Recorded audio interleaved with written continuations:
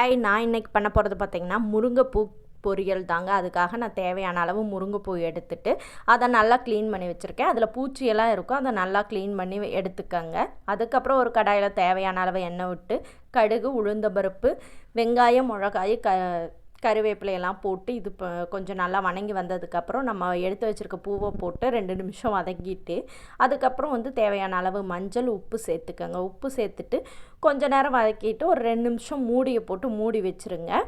அதுக்கப்புறம் நம்ம முட்டை சேர்க்கலாம். இன்றைக்கி முட்டை சேர்த்து இந்த மாதிரி பண்ணி பார்க்கலான்ட்டு நான் ஒரு 3 முட்டை எடுத்து சேர்த்துக்கிறேங்க. அதை சேர்த்துட்டு ஓரளவுக்கு வணக்கணுன்னா பெப்பரை போட்டு லாஸ்ட்டாக இறக்கி வச்சுருங்க. இதில் அவ்வளோ பெனிஃபிட்ஸ் இருக்குங்க. குழந்தைகளுக்கு எல்லாத்துக்கும் செஞ்சு ட்ரை பண்ணி பாருங்கள். உண்மையானுமே டேஸ்டியாகவும் இருந்துச்சு. அதுக்குள்ளே முருங்கைப்பூ இருக்கா அப்படின்னு கூட நமக்கே டவுட் வந்துடும். அந்த மாதிரி தாங்க இருந்துச்சு. இதில் அவ்வளோ பெனிஃபிட்ஸு. நீங்கள் கண்டிப்பாக ட்ரை பண்ணி பாருங்கள். Bye bye.